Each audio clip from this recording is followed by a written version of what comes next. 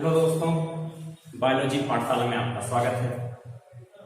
Good morning, मैं रितेश कुमार वर्मा आप लोगों को जो है फोटोसिंथेसिस का मैकेनिज्म बताने के लिए जा रहा हूँ और आप लोग ध्यान से देखिएगा और आशा करता हूँ कि आप लोग भी अच्छे होंगे। तो आइए देखते हैं मैकेनिज्म ऑफ फोटोसिंथेसिस या प्रकाश संश्लेषण की क्रिया विधि। प्रकाश संश्लेषण में किस प्रकार की क्रिया विधियां होती हैं या प्रकाश संश्लेषण की क्रिया विधि किस प्रकार से प्रकाश संश्लेषण होता है, यानी प्लांट अपना फूड मटेरियल कैसे बनाता।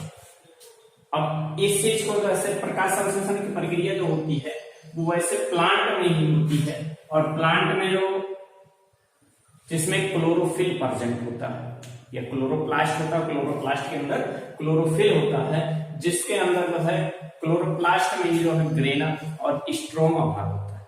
तो ग्रेना और स्ट्रोमा में अलग अलग प्रकार की अपक्रियाएं होती है, यानी किस प्रकार से जो है फूड मटेरियल का फॉर्मेशन हो रहा है, ऑक्सीजन का फॉर्मेशन हो रहा है, ये सब चीजें कैसे निकलती हैं।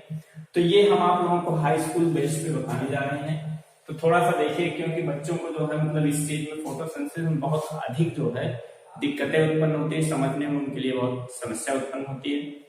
तो इन सब चीजों को देखते हुए हमने सोचा कि जो है एक प्रकाश संश्लेषण का जो है एक वीडियो बनाया जाए जिससे जो है मतलब आप लोगों को जो पढ़ने में आसानी।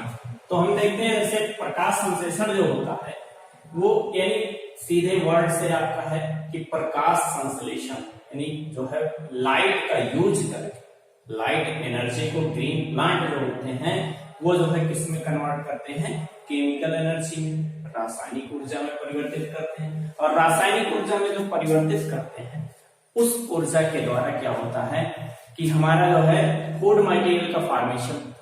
अब जैसे ये जो है रिएक्शन जो होता है वो दो स्टेप में होता है, ठीक है। एक होता है प्रकाशिक अपक्रिया यानी प्रकाश की उपस्थिति में, या प्रकाशिक अपक्रिया या हिल अपक्रिया, या जिसे जो मतलब क्या कहा जाता है light reaction and hill reaction. तो पहला ये है। दूसरा आपका है अप्रकाशिक अपक्रिया या डार्क रिएक्शन, या इसी को केल्विन रिएक्शन या केल्विन साइकिल कहा जाता है, या इसी को जो है C3 साइकिल भी कहा जाता है और C3 साइकिल। तो इस प्रकार से दो स्टेप में कंप्लीट होता है हमारा फोटोसिंथेसिस, दो स्टेप में पूर्ण होता है। जैसा कि आप देख रहे हैं अप्रकाशिक अपक्रियाएं जो होती हैं इसमें क्या होता है, वो प्रकाशिक अपक्रियाएं जो होती हैं इसमें क्या होता है कि इसमें ये प्रोसेस होता है कि लाइट की उपस्थिति में या प्रकाश की उपस्थिति में किस प्रकार से एटीपी का फॉर्मेशन, H2O का अपघटन, एटीपी H2O का अपघटन या H2O का टूटना, ठीक है, और एटीपी का फॉर्मेशन या निर्माण कैसे होता है। यही चीज हम जो मतलब अनेक स्टेपों में देखेंगे कि किस प्रकार से ये प्रोसेस होता है। जैसा कि आप लोग जानते हैं कि जैसे ही सुबह का समय होता है सूर्य का प्रकाश निकलता है, सूर्य का प्रकाश पौधों की पत्तियों पर पड़ता है और पत्तियों पर पड़ने के बाद पत्तियों के साथ पत्तियों के रास्ते होता हुआ ये जो है पौधों की पत्तियों में उपस्थित क्लोरोप्लास्ट पर पड़ता है और क्लोरोप्लास्ट से होता हुआ ये जो है क्लोरोफिल के अंदर, क्लोरोप्लास्ट के अंदर ग्रेना में प्रेजेंट क्लोरोफिल के ऊपर पड़ता है और जैसे ही क्लोरोफिल के ऊपर जो प्रकाश पड़ता है तो क्लोरोफिल में जो है एनर्जी पहुंचती है, ऊर्जा पहुंचता है और तो उस ऊर्जा से उसमें एक्साइटेशन आता है, उत्तेजन, ठीक है। और उस उत्तेजना के कारण उससे क्या निकलते हैं, इलेक्ट्रॉन मूव करते हैं। जैसा कि आप जानते हैं कि किसी भी पदार्थ पर जो किसी भी मॉलिक्यूल को एनर्जी दिया जाएगा, ऊर्जा दी जाएगी, तो वो जो है उत्तेजित होगा, एक्साइटेड होगा, या उसमें जो मतलब उसकी जो एक्टिविटी होगी वो हाईली होगी और उस हाईली एक्टिविटी के कारण उसी प्रकार से क्लोरोफिल पर जब प्रकाश पड़ता है तो वो जो है एक्साइट होकर के इलेक्ट्रॉन का उत्सर्जन करता है या इलेक्ट्रॉन देता है और वो इलेक्ट्रॉन क्या होता है कि वो विभिन्न रास्तों से, जैसे इलेक्ट्रॉन एक्सेप्टर होते हैं, प्लास्टोक्विनोन, प्लास्टोसाइनिन, तो थियोफाइटिन या फिर बी कॉम्प्लेक्स, B6 कॉम्प्लेक्स, ये सब जो है मतलब क्या करते हैं कि ये जो है इलेक्ट्रॉनों को एक्सेप्ट करके एक स्थान से दूसरे स्थान ट्रांसफर करते रहते हैं, और उस ट्रांसफर के प्रोसेस में एडीपी जो हमारा होता है, एडेनोसिन डाइफॉस्फेट, एडेनोसिन डाइफॉस्फेट जो होता है, ये adenosine diphosphate electron molecule accept करके एटीपी का फॉर्मेशन करता है, एटीपी का निर्माण करता है। और फिर जब एडीपी से एटीपी का फॉर्मेशन हो जाता है तो उस कंडीशन में फिर क्या होता है कि जो हमारा क्लोरोफिल होता है, जो क्लोरोफिल या जिसे जो मतलब हम कहते हैं हम पर्णहरित, ये जो है ऊर्जा युक्त हो जाता है, यानी इसके अंदर जो है एनर्जी आ जाती है। और एनर्जी आने के कारण और दूसरी चीज क्या होता है कि इसमें जो मतलब दो प्रकार के साइट होते हैं, फोटो सिस्टम फर्स्ट और PS first and PS second, या फोटो सिस्टम फर्स्ट और फोटो सिस्टम सेकेंड। ये फोटो सिस्टम क्या होता है कि फोटो सिस्टम का मतलब ये चीज है कि प्रकाश को अवशोषित करने का स्थान, प्रकाश को अवशोषित करने का स्थान। जैसे फोटो सिस्टम फर्स्ट में P700 बताई जाती है, 700, और जो है इसको कहा जाता है P680, यानी कहने का मतलब इतने नैनोमीटर के तरंगों को जो है ये एब्जॉर्ब करते हैं, और ये जो है इतने नैनोमीटर के तरंग को एब्जॉर्ब करते हैं, यानी इस प्रकार से इतने नैनोमीटर के तरंग को जो है अवशोषित करने का काम पीएस फर्स्ट का है। P7 मतलब 700 नैनोमीटर के तरंग को फोटो सिस्टम फर्स्ट या प्रकाश प्रक्रम फर्स्ट प्रथम, और ये प्रकाश प्रक्रम द्वितीय या photo system second, P for photo, S for system, photo system second जो है ये 680 नैनोमीटर के जो है प्रकाशों को, या 680 नैनोमीटर वेवलेंथ के जो है प्रकाश को, लाइट को एब्जॉर्ब करता है। तो इस प्रकार से जो मतलब ये प्रकाश को एब्जॉर्ब तो कर रहे हैं, एब्जॉर्ब करने के बाद इलेक्ट्रॉन उत्सर्जित कर दिया गया, जिसके कारण उसके पास जो मतलब फोटो सिस्टम में इलेक्ट्रॉन की कमी आती है। जब कमी आती है तो उसमें क्या होता है कि फिर मतलब उस कमी को दूर करने के लिए वाटर के मॉलिक्यूल को, जल के मॉलिक्यूल का अपघटन किया जाता है, या उसका ब्रेक डाउन होता है, ठीक है, तो वो टूटता है, ब्रेक डाउन होता है, जिसमें ये चीज आपको देखिए रिएक्शन के माध्यम से दिखाया गया है कि 4H2O ये टूट रहा है आपका 4H प्लस OH, ठीक है, 4OH माइनस में टूट।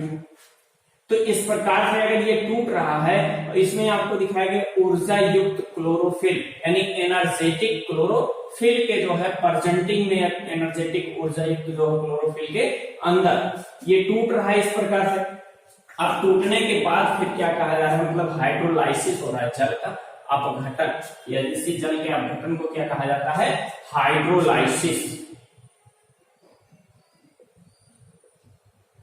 हाइड्रोलाइसिस, यह जल अपघटन। तो जल अपघटन से जो हमें प्राप्त होता है OH आयन, ठीक है, जो हमको OH आयन प्राप्त हो रहा है जल के अपघटन से, इनका कंडेंसेशन होगा, संघनन होगा, और इनका कंडेंसेशन जब होता है तो उस कंडेंसेशन से देखिए यहाँ पे दिखाया गया कि यानी संघनन या कंडेंसेशन हो रहा है, उस कंडेंसेशन से या संघनन से क्या होगा, H2O ये जल का मॉलिक्यूल और O2 ऑक्सीजन मॉलिक्यूल हमें प्राप्त होता है। यानी आप ये चीज कह सकते हैं कि यहाँ पे कभी कभी कंपटीशनों में क्वेश्चन पूछा जाता है कि ऑक्सीजन मॉलिक्यूल जो है फोटोसिंथेसिस में किस जो है मॉलिक्यूल से प्राप्त होता है, तो वो जो है आप कहेंगे वाटर मॉलिक्यूल या जल से प्राप्त होता है, यानी जो ऑक्सीजन रिलीज होता है वो जल से प्राप्त होता है। तो इस प्रकार से, और कार्बन डाइऑक्साइड जो ग्लूकोज में जो है, या जो मतलब आप ग्लूकोज में कह सकते हैं ऑक्सीजन कहां से आता है, वो कार्बन डाइऑक्साइड से आता है। तो कार्बन डाइऑक्साइड वाला ऑक्सीजन ये बाहर नहीं निकलेगा पौधों द्वारा, ऑक्सीजन किस वाला निकलेगा, जल वाला निकलेगा, वाटर मॉलिक्यूल वाला निकलेगा। फिर ये चीज क्या है, जो हाइड्रोजन होते हैं, हाइड्रोजन आयन भाई शेष बच रहे हैं, वो हाइड्रोजन आयन जो मतलब इलेक्ट्रॉन निकालते हैं, इलेक्ट्रॉन निकाल करके ETS में, इलेक्ट्रॉन ट्रांसपोर्ट सिस्टम या इलेक्ट्रॉन अभिगमन तंत्र, एक जो है ETS चलता है, इलेक्ट्रॉन ट्रांसपोर्ट सिस्टम या ईटीएस जो चलता है माइटोकॉन्ड्रिया। ईटीएस के थ्रू जो है मतलब ये ऊर्जा निकालते हैं और वो ऊर्जा जो है इनका किस रूप में संचित होता है, एटीपी के रूप में, एडेनोसिन ट्राई फास्फेट के रूप में। ये जो है ये वर्क जो है कहाँ होता है, माइटोकॉन्ड्रिया में, इलेक्ट्रॉन ट्रांसपोर्ट सिस्टम या जो है ईटीएस या इलेक्ट्रॉन अभिगमन तंत्र, ये जो है एटीपी का फॉर्मेशन करते हैं। और फिर ये होता है कि इनसे जैसे जो हाइड्रोजन आयन मुक्त हुए रहते हैं, जो हाइड्रोजन आयन जो है वाटर मॉलिक्यूल के टूटने से ये हाइड्रोजन आयन तो बचा, जैसे OH आयन कन्वर्ट हो गया H2O और O2 में, लेकिन ये हाइड्रोजन आयन शेष बचा है। तो ये हाइड्रोजन आयन क्या करता है कि ये NADP का रिडक्शन करता है, NADP का रिडक्शन करेगा। यहाँ पे आपको दिखाया गया कि हाइड्रोजन आयन NADP से जुड़ करके जो है NADP2H का H2 का फॉर्मेशन कर रहे हैं, यानी इस प्रकार से इसका रिडक्शन करके जो है NADP+ से जो है NADPH2 का निर्माण होता है। तो ये प्रोसेस होता है। और फिर दूसरी चीज कहा रहा है कि इस इलेक्ट्रॉन स्थानांतरण से जो है ATP का जो फॉर्मेशन होता है या इलेक्ट्रॉन के ट्रांसपोर्टेशन से जो है एटीपी का फॉर्मेशन होता है, यानी एडीपी और जो है आईपी को कहा जाता है जो है फॉस्फेट, इनऑर्गेनिक फॉस्फेट है। ये क्या है, इनऑर्गेनिक फॉस्फेट या अकार्बनिक फॉस्फेट है।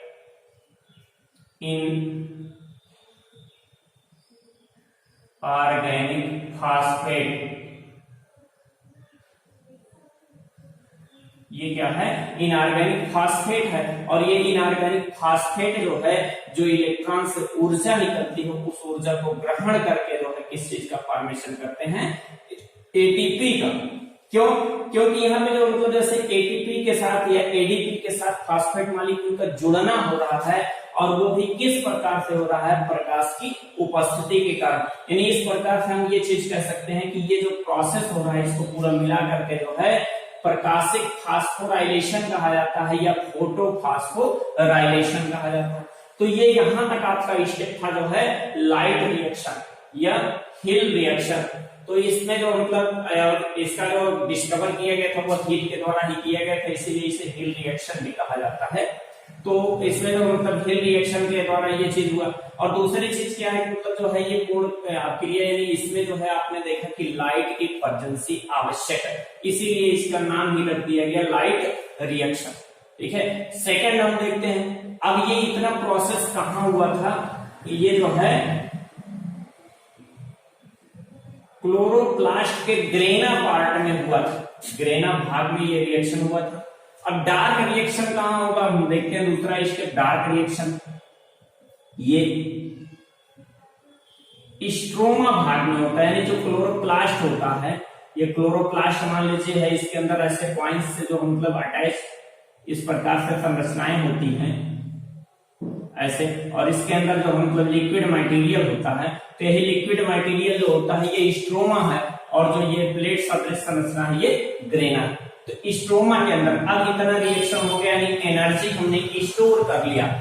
एनर्जी किस किस रूप में स्टोर किया हमने, एटीपी और NADPH2 के रूप में हमने स्टोर कर लिया एनर्जी। यानी हमारा एक प्रकार से मतलब जो है एनर्जी एक यहाँ पे और एक एटीपी के रूप में संचित हुआ, और वो हमको कहां से मिला था, सूर्य के प्रकाश के कारण, और जो है लाइट रिएक्शन से ग्रेना पार्ट में होने के कारण। अब इसी एनर्जी का यूज कहां किया जाएगा, कार्बन डाइऑक्साइड के फिक्सेशन। ठीक है, जैसे डार्क रिएक्शन क्यों कहा जाता है, क्योंकि इसके इस अभिक्रिया के लिए प्रकाश की आवश्यकता नहीं होती, इसलिए इसे अप्रकाशिक अभिक्रिया भी कह सकते हैं, डार्क रिएक्शन भी कह सकते हैं। केल्विन नामक साइंटिस्ट ने इसे सबसे पहले जो है खोजा था, केल्विन नामक साइंटिस्ट ने इसे सबसे पहले जो मतलब खोजा था। तो इस प्रकार से इसे जो है मतलब क्या कहा जाएगा, केल्विन्स साइकिल या केल्विन्स रिएक्शन। वैसे केल्विन्स साइकिल कर दीजिए इसको, केल्विन्स साइकिल या केल्विन की साइकिल यानी केल्विन नामक साइंटिस्ट जो है ये एक साइक्लिक प्रोसेस है, एक चक्रीय प्रक्रिया है, इसलिए केल्विन चक्र या केल्विन साइकिल कहा जाता है। और दूसरी चीज इसका नाम C3 साइकिल भी है। अभी C3 साइकिल आपको बताते हैं।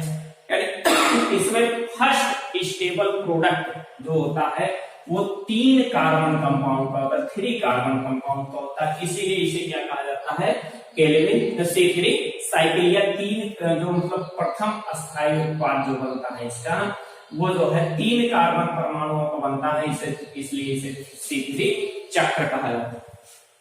मैट्रिक्स में RuBp उपस्थित होता है, यह मैट्रिक्स या स्ट्रोमा की बात करते हैं। क्लोरोप्लास्ट के स्ट्रोमा में जो है एक प्रेजेंट होता RuBp, या जिसे फुल मतलब जो पूर्ण नाम से कहते हैं रेगुलोज 1,5-बिसफास्फेट, यह बाइफास्फेट कहीं कहीं मिल जाएगा आपको, ठीक है। तो इस प्रकार से रेगुलोज 1,5-बाइफास्फेट या जो है बिसफास्फेट आप कहें, उसके साथ मतलब उसमें उपस्थित होता है रूबिस्को एंजाइम।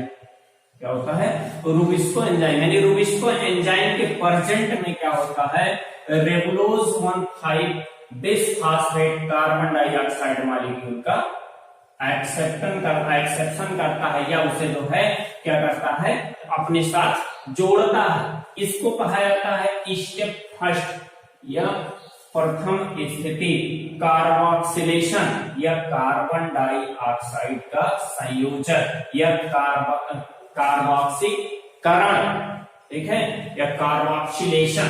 तो कार्बोक्सिलेशन में क्या हो रहा है, RuBp कार्बन डाइऑक्साइड से ऐड हो रहा है और ऐड होकर के 6 कार्बन कंपाउंड का RuBp जो होता है ये 5 कार्बन कंपाउंड है, ठीक है, ये यहाँ पे 5 कार्बन कंपाउंड है। तो 5 कार्बन कंपाउंड यहाँ एक कार्बन डाइऑक्साइड का कार्बन, ये मिल करके जो है 6 कार्बन 6 कार्बन मॉलिक्यूल बन रहे हैं। तो इस प्रकार से 6 कार्बन कंपाउंड का जो है अनस्टेबल प्रोडक्ट का फॉर्मेशन करता है, यह अस्थायी उत्पाद बनाता है, अनस्टेबल प्रोडक्ट का फॉर्मेशन करता है, यह अस्थायी उत्पाद का निर्माण करता है। और इसके जो है 6 मोल होते हैं। अस्थायी उत्पाद के कितने मोल होते हैं, 6 मोल, यानी 6 मोल या 6 अणु का इनमें निर्माण होता है, ठीक है।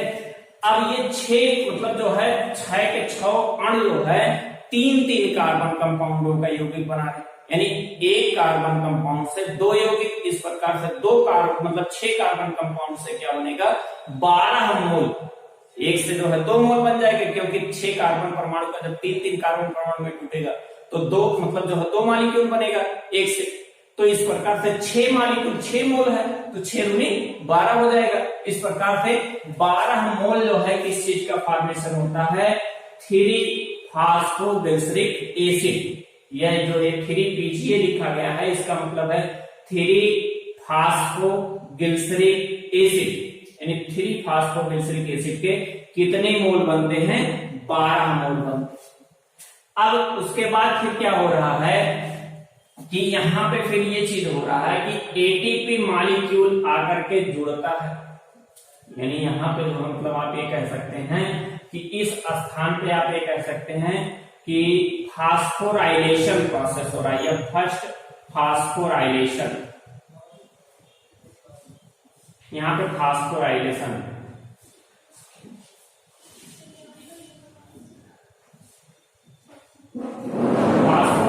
का प्रोसेस हो रहा है। इस फास्फोराइलेशन प्रोसेस में जो है, अभी तुम लोग हल्ला करो, यहां पर देखिए कि ATP से जो है ADP बन रहा है, यानी एक फॉस्फेट मॉलिक्यूल निकल रहा है। इस प्रकार से 12 मोल है तो ये भी 12 मोल होगा, ठीक है, और इधर भी 12 मोल बनेगा।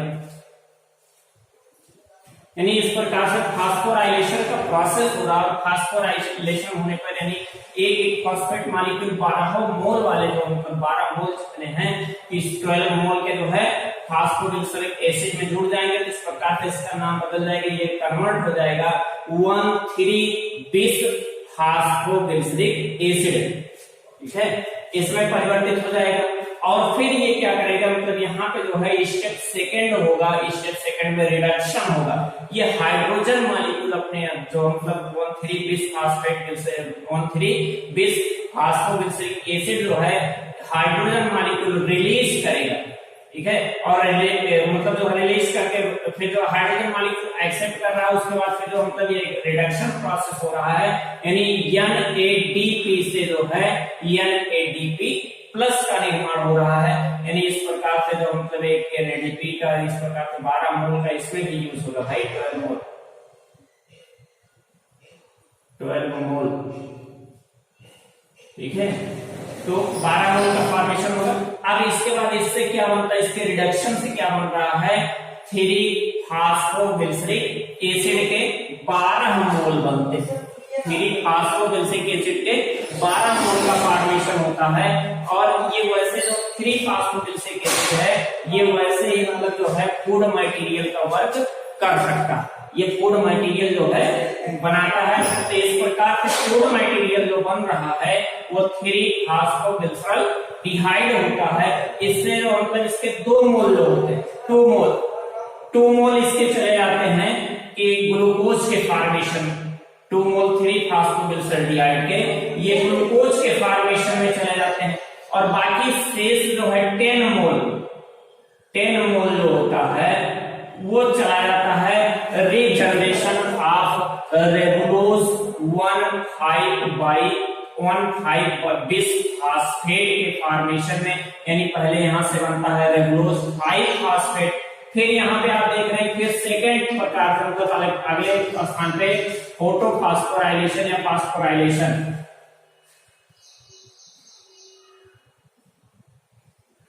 फास्फोराइलेशन का प्रोसेस हो रहा है। और फास्फोराइलेशन का प्रोसेस जो होगा, इससे जो है एटीपी ADP में टूटेगा और एक फास्फेट मॉलिक्यूल रेबुलोज 5 फास्फेट के साथ जुड़ करके ये बन जाएगा रेबुलोज 1,5-bis फास्फेट का फॉर्मेशन होगा। या इसी को कहा जाता है स्टेप सेकंड या regeneration of ribulose by bis phosphate. तो इस प्रकार से पुनः हमको जो है RUBP मिल जाता है और पुनः ये प्रोसेस जो है फिर कार्बन डाइऑक्साइड को एक्सेप्ट करता है। इस प्रकार की ये साइकिल जो है रेगुलरली चलती रहती है। इधर क्या है, जो ग्लूकोज होता है, ग्लूकोज जो है बॉडी में, प्लांट बॉडी में कई प्रकार से कन्वर्ट होता है। जैसे ग्लूकोज से ही कन्वर्ट होकर के प्रोटीन का फॉर्मेशन होता है, इसी से फैट का फॉर्मेशन होता है और इसी से जो है स्टार्च का या मंड या वसा और प्रोटीन, यानी इस प्रकार से जो है इनका फॉर्मेशन होता है। और यही जो है फूड मटेरियल के रूप में जो है पौधों में क्या होते हैं, फ्रूट के रूप में जो है फ्रूट के रूप में हमें प्राप्त होता है। तो इस प्रकार से बेटा ये आप लोगों का जो मतलब फोटोसिंथेसिस का मैकेनिज्म था, इस मैकेनिज्म को जो है आप 1 बार 2 बार देखिएगा, आपको समझ में आएगा। यदि आपको समझ में नहीं आता तो उस क्वेश्चन को आप कमेंट करिए, हम आपसे जो है जो आपकी समस्या होगी उसका समाधान करेंगे। तो आज का हमारा टॉपिक यहीं तक, आगे नेक्स्ट लेक्चर। Thank you.